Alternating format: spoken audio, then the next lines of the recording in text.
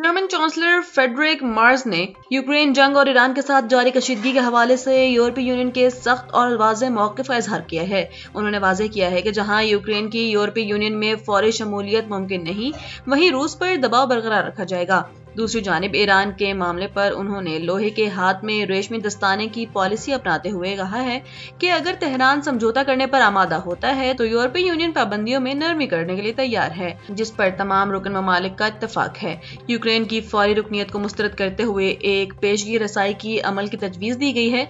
जंग के खात्मे के लिए मास्को पर सफारती और माशी दबाव जारी रखने के अज़्म का इजहार किया गया। अगर ईरान ताउन और समझौता करता है तो पाबंदियों में नरमी की जाएगी। यूरोपीय यूनियन के इजलास में किसी मुल्क ने इसकी मुखालफत नहीं की। चांसलर के मुताबिक ईरान इस वक्त खेल रहा है जिसके तदराक के लिए इस पर दबाव बढ़ाना जरूरी है। पाकिस्तान की कामयाब सिफारतकारी के नतीजे में इस्लामाबाद एक बार फिर आलमी तवज्जो का मरकज बनने जा रहा है। ज़राए के मुताबिक अमेरिका और ईरान के दरमियान इस्लामाबाद अमन मुज़ाकरात के दूसरे दौर की तैयारियां मुकम्मल कर ली गई हैं। इस अहम पेशरफ्त के लिए अमेरिकी वफ्द की आज वाशिंगटन से रवानगी मुतवक्किल है, जबकि ईरानी वज़ीर ख़ारजा अब्बास अराग़ची एक मुख्तसर टीम के हमरा आज रात इस्लामाबाद पहुंच रहे हैं। पाकिस्तान की मुसालहती टीम, जिसने पहले मरहले में अहम किरदार अदा किया था, इस दूसरे दौर की मेजबानी के लिए मुकम्मल तौर पर मुतहर्रिक हैं। वाशिंगटन से रवानगी मुतवक्किल है। लॉजिस्टिक और सिक्योरिटी टीमें पहले ही इस्लामाबाद में इंतजामात संभाल चुकी हैं। वज़ीर ख़ारजा अब्बास अराग़ची की क़यादत में टीम की आज रात आमद मुतवक्किल है। पाकिस्तानी मुसालहती टीम दोनों फ़रीक़ैन के दरमियान बराह रास्त और बिलवास्ता गुफ्तगू के जरिए डेडलॉक खत्म करने में मसरूफ़ है। ईरान और अमेरिका के दरमियान जारी कशीदगी को मुस्तक़िल जंगबंदी और सिफारती हल की तरफ लेकर जाना है।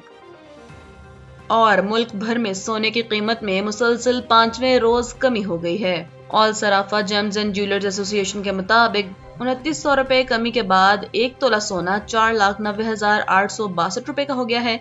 एसोसिएशन के मुताबिक 10 ग्राम सोने का भाव 2,486 रुपए कम होकर 4,20,835 रुपए हो गया है। एसोसिएशन के मुताबिक आलमी बाजार में सोने का भाव $29 कम होकर $4,685 फी औंस हो गया है। भारतीय हुकूमत ने अमेरिकी सदर डोनाल्ड ट्रंप की जानिब से भारत को जहन्नम का गढ़ा करार देने वाली सोशल मीडिया पोस्ट पर सख्त सिफारती रद्द-ए-अमल दिया है। भारतीय वजारत खारजा ने इस बयान को तज़हीक आमेज करार देते हुए मुस्तरद कर दिया है, जबकि दूसरी जानिब अमेरिकी सफारत खाने ने मामले की नज़ाकत को देखते हुए वजाहत जारी की है कि सदर ट्रंप भारत के साथ ताल्लुकात को कदर की निगाह से देखते हैं। तर्जुमान रणधीर जायसवाल ने कहा है कि यह बयान नामुनासिब और नाक़िस ज़ौक़ की अक्कास है और ये दो तरफा बाहमी एहतराम के रिश्तों की अक्कासी नहीं करता। रिपोर्ट के मुताबिक ये अल्फाज असल में एक रेडियो मेजबान माइकल स्वेज के थे, जिसे सदर ट्रंप ने सिर्फ रीशेयर किया था, ताहम इस पर कोई तबसरा नहीं किया गया। सफारत खाने ने याद दिलाया है कि ट्रंप माजी में मोदी को अपना अच्छा दोस्त और भारत को एक अजीम मुल्क करार दे चुके हैं।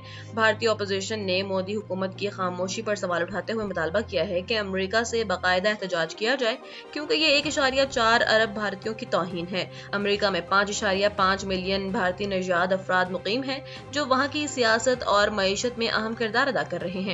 इस वक्त दोनों ममालिक एक बड़े तिजारती मुआहदे पर काम कर रहे हैं, लेकिन इस तरह के बयानात मुस्तकबिल के मुज़ाकरात पर असरअंदाज हो सकते हैं।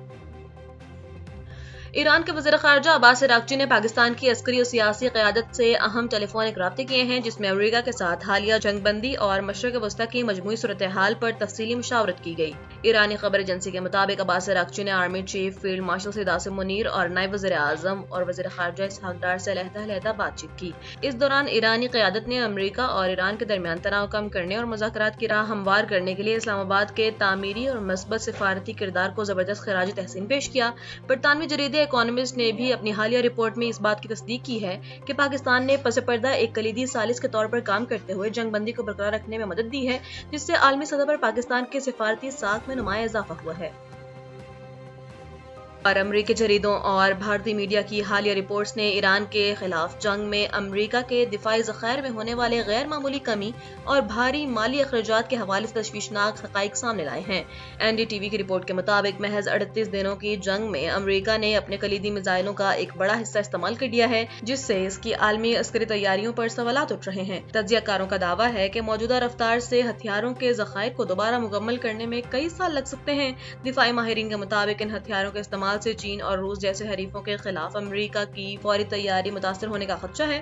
واشنگٹن نے ان دعووں کو مسترد کرتے ہوئے موقف اختیار کیا ہے کہ امریکی فوج اب بھی دنیا کے مضبوط ترین قوت ہے اور اس کے پاس کسی بھی خطرے سے نمٹنے کے لیے کافی وسائل موجود ہیں۔